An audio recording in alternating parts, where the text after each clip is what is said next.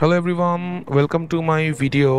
অনেকদিন পর আপনাদের মাঝে আমি চলে আসলাম এবং আজকে হচ্ছে আপনাদের সাথে ব্রেকিং পিরিয়ড নিয়ে ইনফরমেটিভ ভিডিও আপনাদের মাঝে তুলে ধরার চেষ্টা করব। সাথে কিছু ডেইলি ব্লগও থাকবে, যেমন আজকে আমি 300 ফিট যে ব্লগটা করার ট্রাই করব। সো আশা করি 300 ফিটের কিছু সিনেম্যাটিক শর্টস এবং হচ্ছে ব্রেকিং পিরিয়ডের আসল যে মর্মটা সেটা আপনাদের মাঝে বোঝানোর চেষ্টা করব। সো আমরা আমাদের রাইড শুরু করি।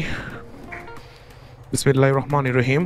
সবসময় আপনারা চেষ্টা করবেন আপনাদের যখন বাইক আপনি স্টার্ট করবেন তখন হচ্ছে কিছুক্ষণ ওয়ার্ম আপে রাখার জন্য ইঞ্জিন, যেটা আপনার ইঞ্জিনের জন্য অনেক বেশি ভালো হবে। তো আমি আমার রাইড শুরু করে দিলাম এবং হচ্ছে প্রথমত আমি ফার্স্টে আমার ফ্রেন্ডের সাথে দেখা করতে যাব। ফ্রেন্ডের সাথেই মেনলি আমি 300 ফিটটা যাওয়ার প্ল্যান করতেছি।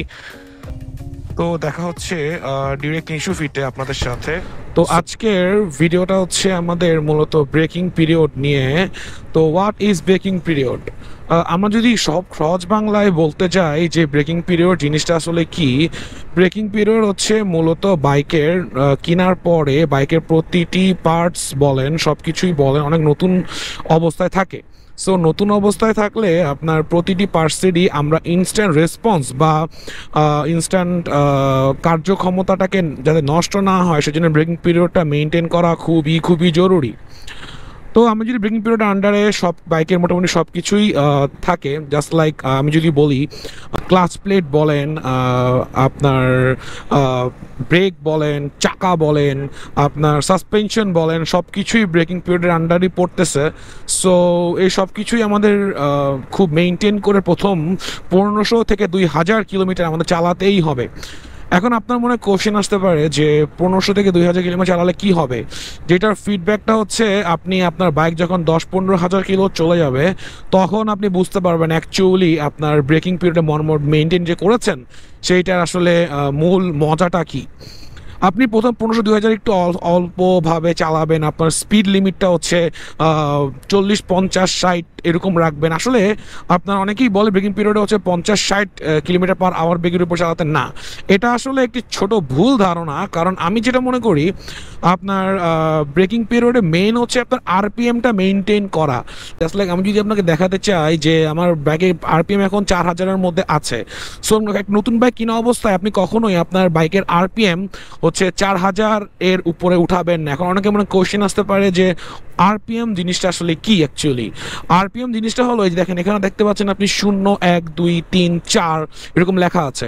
তো প্রত্যেকটা 0 মানে 0, 1 মানে 1000, 2 মানে 2000, 3 মানে 3000, এর 4000 4000 এরকম হচ্ছে সাধারণত 12,000 পর্যন্ত রয়েছে আমার বাইকে।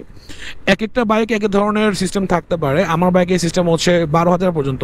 তো নতুন বাইক কেনা অবস্থায় 1500 থেকে 2000 কিলোমিটার পর্যন্ত আপনার 4000 কিলোমিটার উপরে আপনি একটি বাইকের আরপিএম উঠাবেন না। এখন 4000 আরপিএমে আপনার বাইকের স্পিড যতই থাকুক, যদি 60 থাকে 60, 70 থাকে 70, it's okay, it's not a problem. Okay, so আরপিএমটা মেনটেন করবেন। এবং হচ্ছে ব্রেকিং পিরিয়ড, সাধারণত ব্রেক আমরা ইনস্ট্যান্ট অনেক সময় ব্রেক ধরে ফেলি, আপনার এটা ধরবেন না, আপনার আস্তে আস্তে ব্রেক ধরবেন এবং কম্বাইন্ড ব্রেকিং ইউজ করবেন। মানে কম্বাইন্ড ব্রেকিং বলতে আমি বোঝাচ্ছি হাতের এবং পায়ের ব্রেক একসাথে ইউজ করা, যেটা আপনাদের করাটা অনেক বেশি জরুরি ভাই।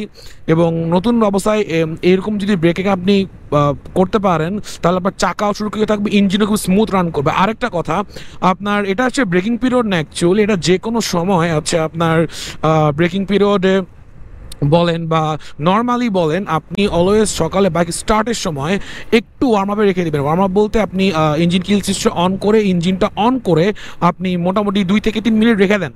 তখন হচ্ছে কি হবে, আপনি যখন ইঞ্জিনটা এরকম ওয়ার্ম আপে রেখে দেবেন তখন ইঞ্জিন অয়েলটা পুরো ইঞ্জিনে আপনার খুব সুন্দর সাবসিকুয়েন্টলি এটা ছড়িয়ে যাবে এবং হচ্ছে খুব সুন্দর একটা স্মুথ পারফরমেন্স আপনি পাবেন।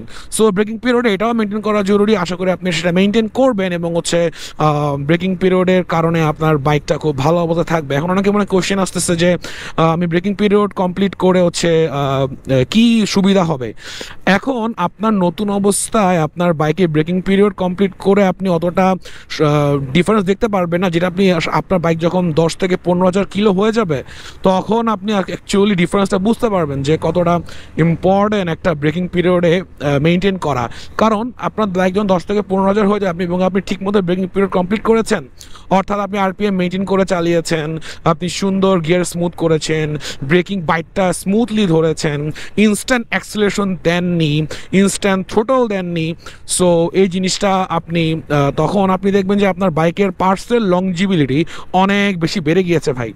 এবং আই ক্যান অ্যাসিওর দ্যাট এইভাবে যদি আপনি ব্রেকিং পিরিয়ড পালন করে বাইকটা চালান, আপনি সেই বাইক থেকে একটা খুবই সুন্দর আউটস্ট্যান্ডিং লেভেলের হচ্ছে আপনি পারফরমেন্স পেতে যাচ্ছেন। সো আজকের ভিডিও এই পর্যন্তই।